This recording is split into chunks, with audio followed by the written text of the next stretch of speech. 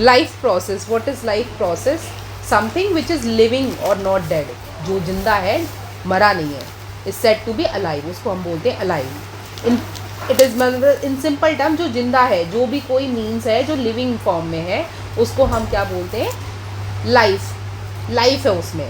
Alive is called जीवित and जिंदा इन Hindi. Alive is called जीवित और जिंदा इन हिंदी। हिंदी में हम बोलते हैं जिस जो इंसान जिंदा है उसको क्या बोलते हैं? जिंदा बोलते हैं ना, जो जिंदा है तो जिंदा ही बोलते हैं, उसमें हिंदी में वर्ड यही है। तो इसी वाले फॉर्म में इंग्लिश में उसको अलाइव बोलते हैं। एक ऐसी कोई चीज़ जिसमें लाइफ हो। Those things which are alive are called living things, and all plants and animals including human beings are alive or living things. Who are living things? जो अपने से ग्रो कर सकते हैं, जो अपने से ग्रो कर सकते हैं, बात कर सकते हैं, अपना खाना बना सकते हैं। जैसे प्लांट्स क्यों लिविंग बोलते हैं? प्लांट तो अपनी जगह खड़े रहते हैं ना, बट वो लिविंग क्यों? क्योंकि उनकी हाइट बढ़ती रहती है, उनकी पत्तियाँ न्यू आती रहती हैं, फिर वो अपना खाना खुद से बनाते हैं। Plants are autotrophs also. Can we make our own food? हम नहीं बना सकते अपना food, but plant they can make their own food. तो all living things perform a certain life process. Like कैसे कैसे लाइफ प्रोसेस? एक्सक्रीशन भी होता है, ग्रोथ भी होता है, रेस्पिरेशन भी होता है, सर्कुलेशन भी होता है। The basic function performed by living organism for their survival and the body maintenance are called life process. हमारी बॉडी में भी अंदर से मेंटेनेंस चलती रहती है कि लाइक हमारी बॉडी में जो भी एक्सक्रीटरी सिस्टम, जैसे हम स्वेटिंग कर होती है हमें, तो बॉडी से एक्सेस सॉल्ट बाहर निकलता है। हमारे dead cells, skin dead cell dead हो जाती है, वो निकल जाती है अलग से, न्यू स्किन आती है। तो दिस इज व्हाट कि हमारी बॉडी में भी रिपेयरिंग, डेंटिंग एंड पेंटिंग चलती रहती है। सिंपल वर्ड्स में जैसे हम कार की डेंटिंग पेंटिंग कराते हैं, सेम वे में बॉडी की भी डेंटिंग पेंटिंग चलती रहती है। Basic life process are nutrition, respiration, transportation, excretion. Life process require energy which is provided by nutritions. तो हमें nutritions कहाँ से मिलते हैं? लाइफ प्रोसेस को कैसे चल सकती है? जैसे अगर मैं 10 दिन खाना ना खाऊं, can I be so productive? नहीं, प्रोडक्टिव नहीं रह सकते, क्योंकि हमें क्या चाहिए? न्यूट्रिशन चाहिए to function properly.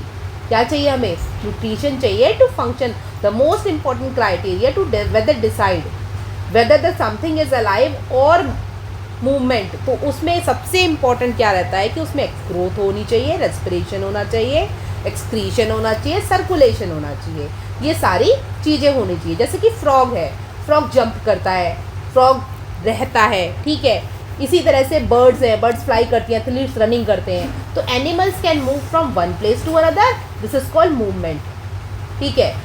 We can move from one place to another. Plants can only move parts of their body. Plants क्या अपनी जैसे रूट्स को बीनीथ द ग्राउंड क्या करते हैं?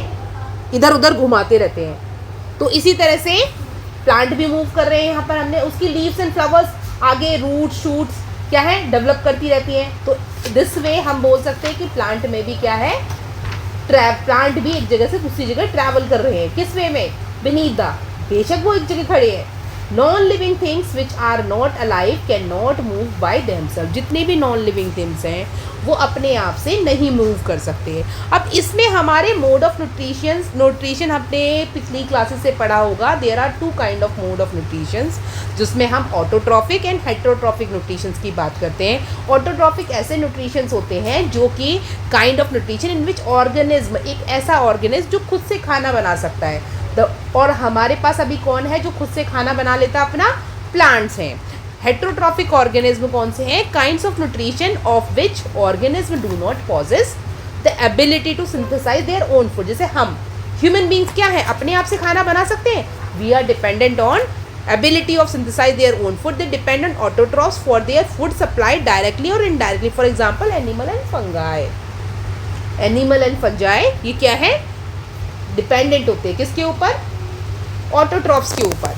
ऑटोट्रॉफिक न्यूट्रिशंस क्या होते हैं?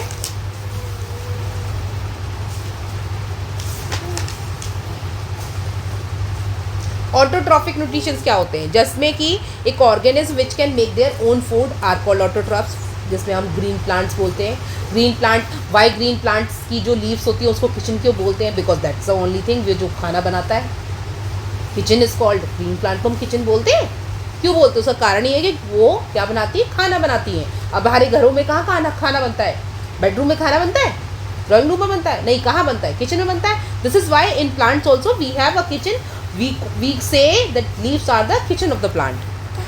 सो दे प्रोसेस द फोटोसिंथेसिस. किसकी हेल्प से वहाँ पे खाना बनाते हैं वो? With the help of photosynthesis. Which green plants make their own food with the help of CO2 and H2O in the presence of high chlorophyll and sunlight.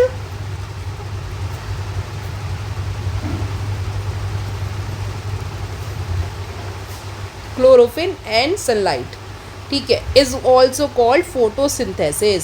ये हम क्लास 6th से क्लास 5th से यही पढ़ते आ रहे हैं ना कि ग्रीन प्लांट्स अपने आप से खाना बनाते हैं with the help of photosynthesis. अगर सनलाइट ना हो और क्लोरोफिल ना हो तो ये ग्रीन प्लांट अपने आप से खाना नहीं बना पाएंगे.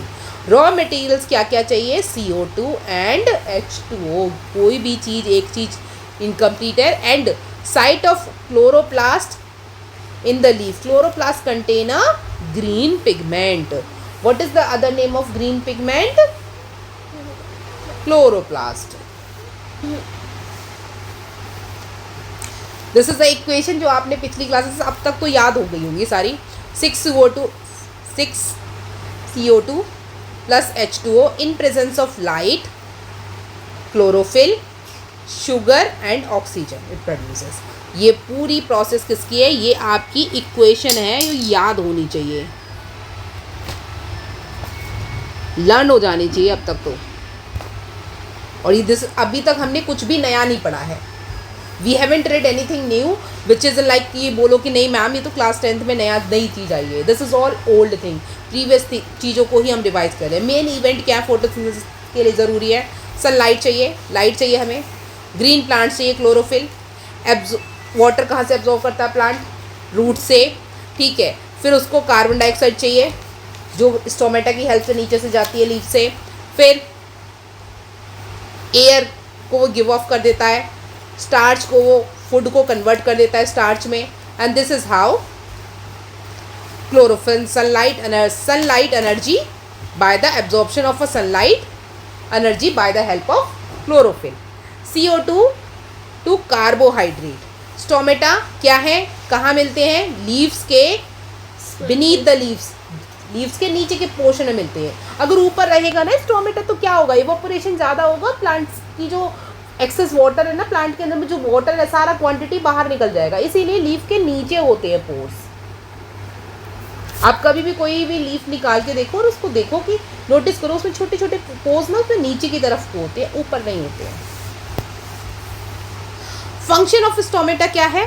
क्या क्या काम है stomata? What is the role of stomata? Stomata का रोल है, पहला role exchange of gases. CO2 and O2 का एक्सचेंज ऑफ गैसेस करता है. ये ब्रीद इन, जैसे हमारा जो नोस्ट्रिल काम करता है, नोज, हम क्या नोज से ब्रीद इन करते हैं, ब्रीद आउट भी करते हैं. तो सेम वे में हम स्टोमेटा से प्लांट क्या करता है? ब्रीद इन भी करता है, ब्रीद आउट भी करता है. रेस्पिरेशन बेसिकली ये आपका फंक्शन यहाँ काम कर. Loses large amount of water. और लार्ज अमाउंट ऑफ अगर उसके अंदर वाटर आता है तो वो भी यहाँ से ट्रांसपिरेशन भी करता है. Helps in up flow of water. These are the chloroplast. This is a small pores, stomach pores, and these are guard cells. Chloroplast contains the green pigment chlorophyll which have a pivotal role in photosynthesis. ये एक बहुत ही important role है photosynthesis में. किसका? Chlorophyll का, जो कि chloroplast है, जो ग्रीन पिगमेंट में प्रेजेंट होता है, chlorophyll, which has a pivotal role in the process of photosynthesis. ना व्हाट आर हेटरोट्रॉफिक न्यूट्रिशंस? अभी हमने क्या किया? Autotrophic nutrition. उसमें कौन कौन से होते हैं? Only the plants, they can make their own food with the help of what? Let's revise. With the help of sunlight and what? Sunlight चाहिए, वाटर चाहिए, कार्बन डाइऑक्साइड चाहिए, and in presence of chlorophyll they make their own food, sugar and oxygen. इस तरह से plants हमें oxygen दे देते हैं, sugar अपने पास रख लेते हैं. नाउ हेटरोट्रॉफिक न्यूट्रिशंस में हम पढ़ेंगे होलोजोइक, सैप्रोफिटिक एंड पैरासिटिक. अब इसमें आपके 3 तरह के हो गए. यहाँ आपके animals takes in solid food. Animals आपके होलोजोइक में सॉलिड फूड को लेते हैं। ये देखो, holozoic nutrition means a feeding on a solid food which we a plant product और animal product. Most of the animals including human being, जो होते हैं human being, they also take the solid food into their body by the process of ingestion. जो process है, जिस process से हम अपनी बॉडी में फूड को इन करते हैं, उस प्रोसेस को क्या बोलते हैं? Ingestion. The ingestion of a food is then digested, broken down into a simpler substance which are then absorbed into the cell of the body, and the undigested and unabsorbed food जो होता है वो हम ईजेस्ट करते हैं। ईजेस्ट मतलब excrete करते हैं बॉडी से। ईजेस्ट इज अ प्रोसेस जहाँ पे हम बॉडी से थ्रो आउट करते हैं। When we can say the holozoic nutrition is that nutrition in which an organism take the complex organic food material into its body by the process of ingestion, and the ingested food is digested and then absorbed into the body cell of the organism। उसके बाद body के जो sales में organism absorb होता है। This is how. And the undigested and unabsorbed parts of the food is thrown out from the body of the organism by the process of egestion. Now what are the new terms we have learned here? Ingestion and egestion. Egestion is a throwing out all the waste product which body didn't digest, ठीक है। and what is ingestion? Taking the food into your body, that is called ingestion। Injection पता है क्या होता है? Injection के जरिए जो भी इंजेक्शन में होता है वो बाहर जाता, अंदर जाता है बॉडी में, और इंजेक्शन को बाहर निकालना क्या हो गया? लगाने के बाद मैंने तुमसे बाहर ले लिया इंजेक्शन को, वो क्या हो गया? इंजेक्शन। ठीक, समझ में आ गया? याद रहेगा। इसके बाद में हम देखते हैं कि the human beings are the most of the animals, जितने भी हैं आपके होलोजोइक मोड ऑफ न्यूट्रिशन होते हैं। इन अदर वर्ड हम बोल सकते हैं मैन है, डॉग है, कैट है, आपका टाइगर है, डियर है, सब क्या है। And even amoeba. अमीबा कैसा है? सिंगल सेलुलर ऑर्गेनिज्म है, बट वो भी क्या करता है? इंजेस्ट करता है और उसके बाद उसको बाहर निकाल दे, फेंक देता है। लास्ट क्लास में पढ़ा था अमीबा वैक्यूल की फॉर्म में लेके उसको अंदर लेता है, फिर उसके बाद में बाहर फेंक देता है। Holozoic mode of nutrition. तो these are your holozoic modes of nutrition. Now what are nutrition in plant? ये हो गया आपका holozoic. Saprophytic nutrition. What is saprophytic nutrition? Organism जो ऐसे ऑर्गेनिज्म जो किस पे फीड करते हैं? डेड डिकेइंग मैटर पे। ऐसे बहुत से ऑर्गेनिज्म हमने देखे जो डेड डिकेइंग मैटर्स पे फीड करते हैं। Like saprophytic nutrition is that nutrition in which an organism can obtain its food from decaying organic matters of dead plants, dead animals and rotten bread etc. Like sapro means, sapro का मतलब क्या होता है? rotten, सड़ा हुआ। So saprophytic organism draw its food from rotting wood of dead or decaying trees or rotten leaves or dead animals and houses waste like rotten bread etc. The organism having a saprophytic modes of nutrition are called saprophyte. हम इनको क्या बोलते हैं? Saprophytes. जो भी organism आपके dead and decaying matter पे feed करते हैं उनको हम बोलते हैं सेप्रोफाइट्स। वी कैन नाउ से, हम उस तरह से बोल सकते हैं कि saprophytes are the organism which obtain their food from dead plants like rotten leaves, dead and decaying animals bodies and other decaying organic matters like rotten bread। Fungi क्या है? Is an example of saprophyte. Fungi is an example of saprophyte. Like bread, moulds, mushroom, yeast and many bacteria are, तो majority of the bacteria हम बोल सकते हैं saprophytes हैं। We know that fungi and bacteria are the kind of plant. हमें पता है fungi and bacteria क्या है? एक काइंड ऑफ अ प्लांट है, but still what are they? They are this वो किस तरह की फॉर्म ऑफ न्यूट्रिशन वो लेते हैं? Saprophytic nutrition. और ये कैसे हैं? सेप्रोफाइट्स हैं। What are these organism? These are saprophytes. So we can also say the saprophytes are the plants which feed on dead. हम बोल सकते हैं they are also in plants and dead decaying organic matter पे। The saprophytes क्या करते हैं? Break down करते हैं कॉम्प्लेक्स ऑर्गेनिक मॉलिक्यूल्स को present in the dead and decaying matter and convert them into a simpler substance outside their body। और इससे क्या है, दिस वे हमारे एनवायरनमेंट में पॉल्यूशन को कंट्रोल करते हैं। ये हेल्दी होते हैं, वैसे पॉल्यूशन को कंट्रोल कर रहे हैं ना।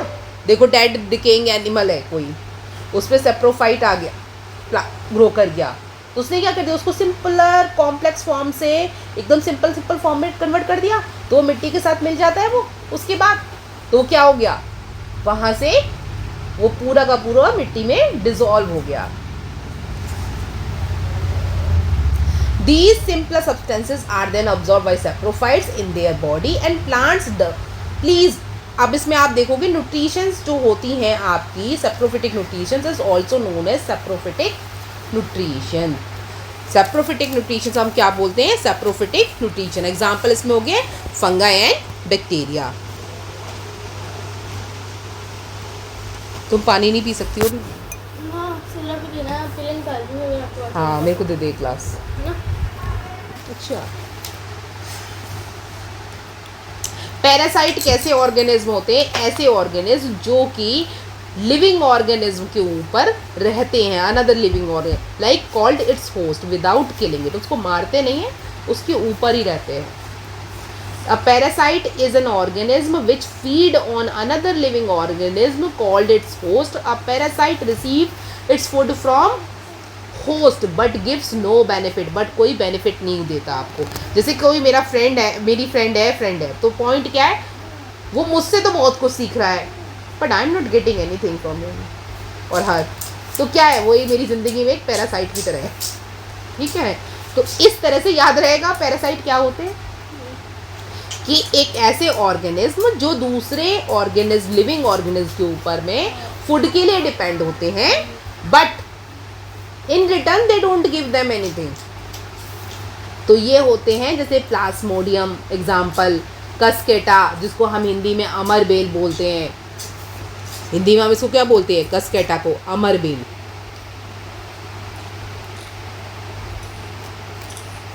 और प्लाज्मोडियम,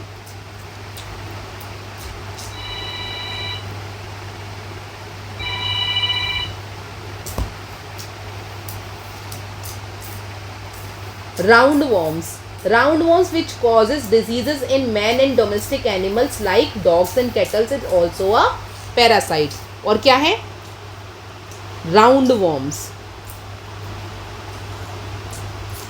राउंडवॉर्म्स जो कि किस में, मैन में, एनिमल्स में क्या डिजीज पैदा करते हैं, तो ये कैसे हमारे लिए क्या है, पैरासाइट की तरह है।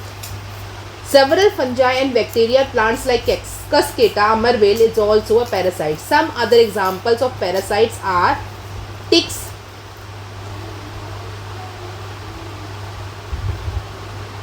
lice,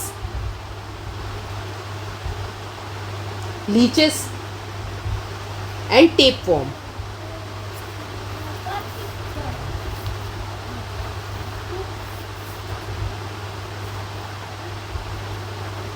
ठीक है ना। न्यूट्रिशंस इन एनिमल में न्यूट्रिशंस किस तरह से लेते हैं,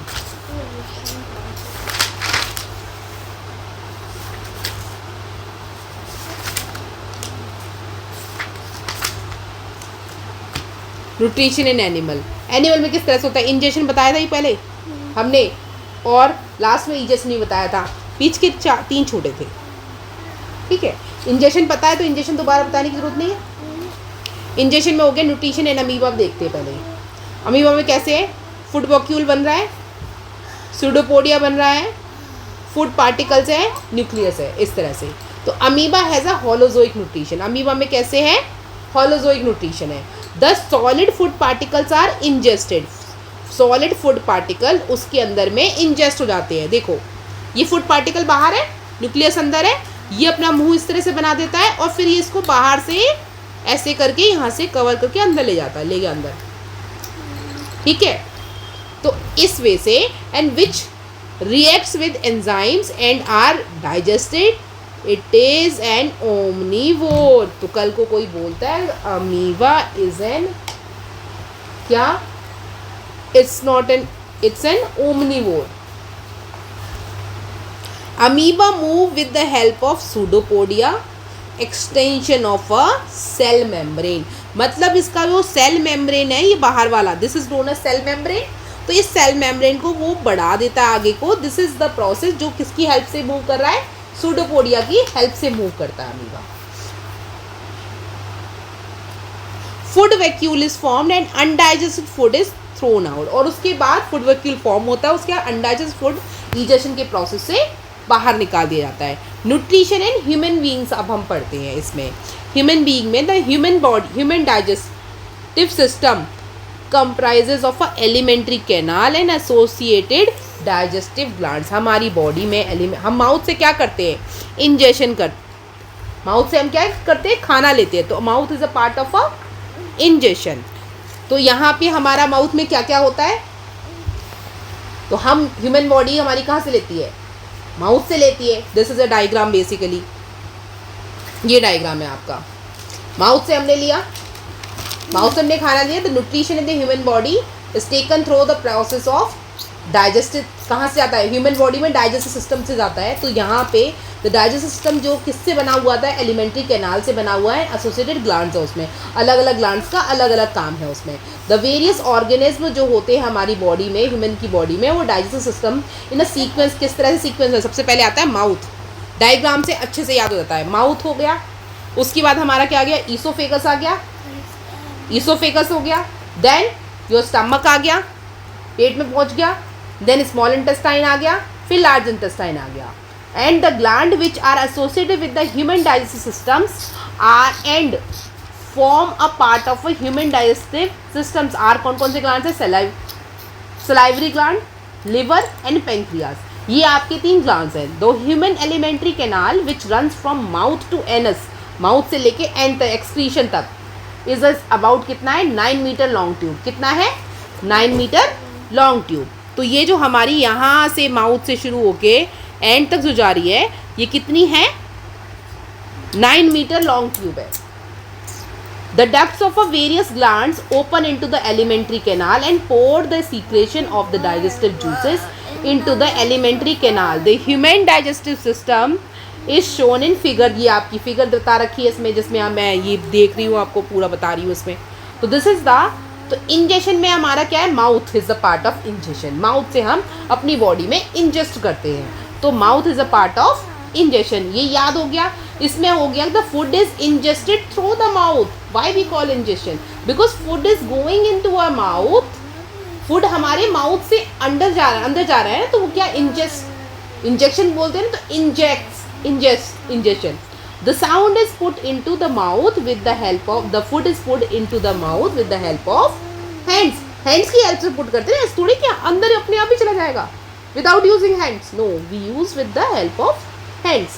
डाइजेशन, अब इसके बाद में हाथ तो चला गया, अब ये क्या करता है, ईसोफेगस, यहाँ पे आपका ऊपर है ईसोफेगस, आपके इसमें देखो पूरा सलाइवरी ग्लैंड्स, क्या रोल क्या है इसमें, जो ग्लैंड्स हैं उनका रोल क्या है। सलाइवरी ग्लैंड जो होती हैं वो सीक्रेट सलाइवा करती हैं और इसके बाद में change the starch into sugar, और जो हम खाना लेते हैं वो स्टार्च इनटू शुगर को कन्वर्ट करते हैं। टीथ का काम है काटने का, च्यू करने का, ग्राइंड करने का, और टंग का काम क्या है, टेस्टिंग ऑफ फूड और रोल करने का, ताकि वो ईजी वे में अंदर चला जाए।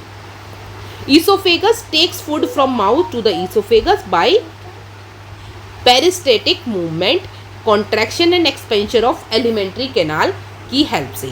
फिर स्टमक में जैसे ही ये जाता है तो ये स्टमक में क्या से, पेप्सिन होता है, जो क्या करता है, प्रोटीन को ब्रेक डाउन, प्रोटीन, पेप्सिन का रोल क्या, what is the role of pepsin, it break down the protein and HCl makes the medium acidic, और HCl क्या करता है, मीडियम एसिडिक कर देता है, and mucus protect inner lining of a stomach. Now after this small intestine, liver क्या करती है, सीक्रेट करती है बाइल जूसेस को, पैंक्रिया क्या करती है, सीक्रेट है पैंक्रियाटिक जूसेस को। इसके बाद ये आपका इंटेस्टाइनल एंजाइम है, जहाँ से आपका कार्बोहाइड्रेट ग्लूकोज में टूट जाता है, fats fatty acid and glycerine में टूट जाता है, ग्लिसरीन में, और प्रोटीन अमीनो एसिड में टूट जाता है। दिस इज इम्पॉर्टेंट, ये आपको पता होना चाहिए। कार्बोहाइड्रेट ग्लूकोज में टूटता है, इसीलिए हम बोलते हैं कि कार्बोहाइड्रेट्स हमें एनर्जी देती है, फैट्स हमारा फैटी एसिड और ग्लिसरीन में हमारी बॉडी में इसका ये रोल है। प्रोटीन अमीनो एसिड में टूट जाता है, मतलब हमारी बॉडी के अंदर में जो ब्रेकिंग कोई तोड़फोड़ होती है तो उसको मेंटेन करने के लिए प्रोटीन की नीड होती है। प्रोटीन यूं ही नहीं चाहिए, तो प्रोटीन डेवलपमेंट के लिए चाहिए और यूं नहीं चाहिए, ऐसे नहीं चाहिए। प्रोटीन बॉडी में कुछ तोड़फोड़ हो नहीं रही है और मैं डेली का कितना ले रही हूँ, सपोज मैं डेली का 200 ग्राम प्रोटीन ले रही हूँ, तो क्या मैं ज़्यादा ले रही हूँ ना, जरूरत तो है ही नहीं मेरी बॉडी को, मेरी बॉडी तो एकदम ठीक है ना। मैं कोई फिजिकल एक्सरसाइज कर रही हूँ। क्यों जिम जाने वालों को बोलते हैं हम कि एक्सरसाइज प्रोटीन लेना चाहिए? बिकॉज वो जिम में क्या कर रहे हैं, अपनी मसल के साथ में वर्कआउट कर रहे हैं, तो मे भी कहीं कुछ दिक्कत होती है तो उसके लिए वो बिल्ड करने में हेल्प करती है। अंदर जो हमारी जितनी भी तोड़फोड़ है, बेसिकली घर की मरम्मत करने का, हमारी बॉडी इज़ अ घर हमारे लिए, तो वो उस घर के अंदर में जो भी कुछ तोड़फोड़ होती है तो उसकी मरम्मत करती है amino acid with the help of protein. Protein क्या है, प्रोटीन रिलीज करती है, अमीनो एसिड में टूटती है ना। पैंक्रियाटिक जूस क्या है, ये ट्रिप्सिन में प्रोटीन एंड पेप्टोन्स बन जाता है, और लिपासे ये आपका फैटी एसिड एंड ग्लिसरीन ये एमल्सिफाइड फैट्स होते हैं। इसके बाद ये आ जाता है हमारा large fat glucose, bile juices, emulsification and small fat glucose.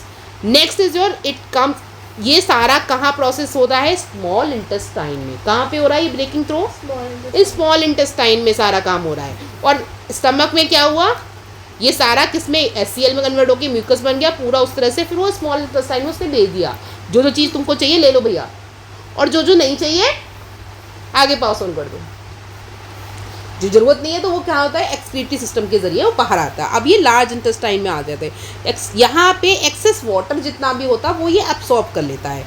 और रेक्टम क्या करता है, temporary collection of a waste होता है। जैसे घर में डस्टबिन होता है, ऐसे ही हमारी बॉडी में रेक्टम होता है, temporary collection of a waste. और एनएस क्या करता है, हेल्प इन इंजेक्शन। हम डस्टबिन से क्या करते हैं, बाहर कूड़े वाला आता है तो फेंक देते हैं, उसको दे देते हैं, तो same is that is what the role of a anus. ठीक है, हो गया, समझ में आ गया यहाँ तक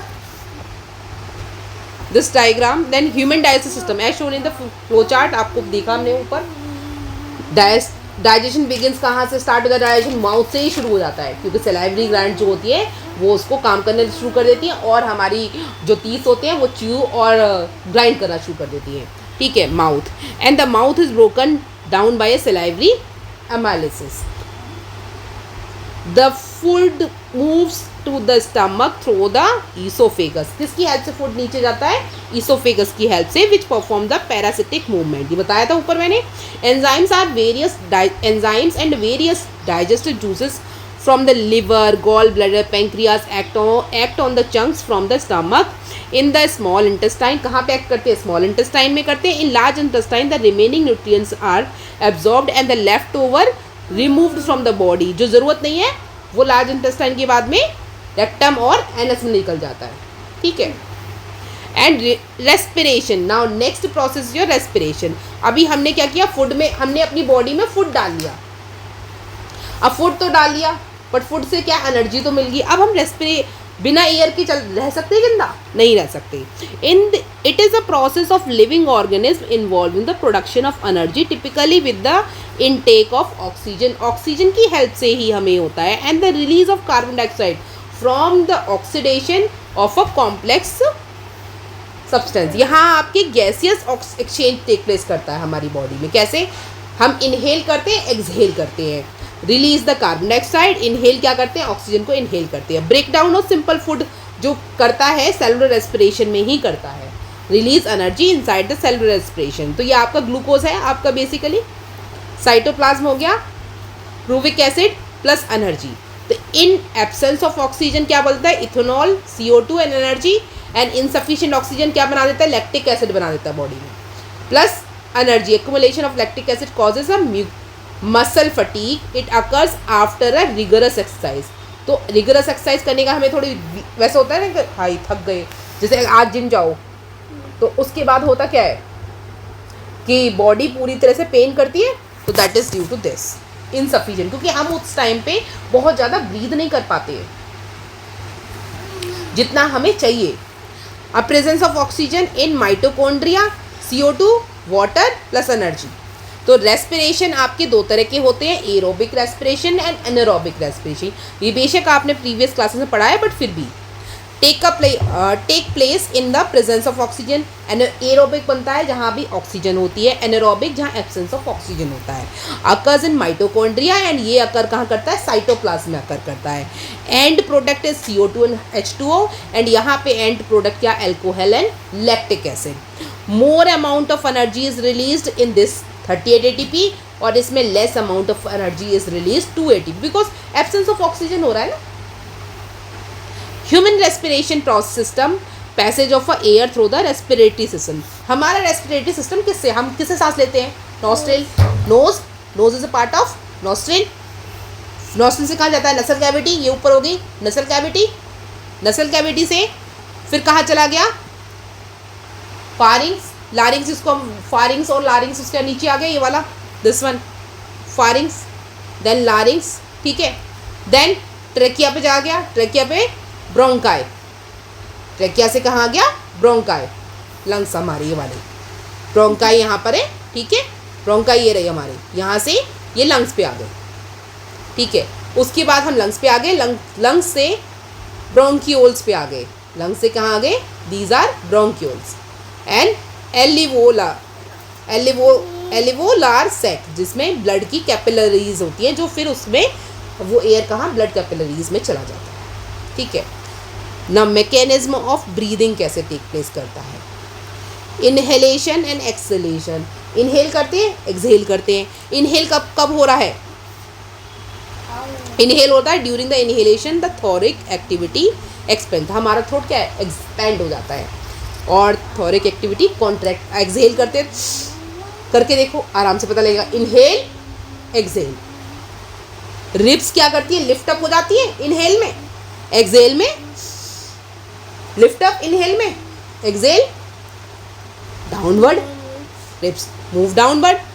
diaphragm becomes flat in shape, flat हो जाता है शेप में, और ये बिकम डोम शेप, फ्लैट हो गया, डोम शेप हो गया। वॉल्यूम ऑफ लंग इंक्रीज हो जाती है, एयर एंटर्स द लंग, जैसे कोई भी सामान, जैसे बलून में गैस भर देंगे तो वो हैवी हो जाएगी, निकाल देंगे तो क्या हो जाएगा, लूज, डिक्रीज हो जाएगी। This is how exchange of gases between the alveolus blood and tissue takes place.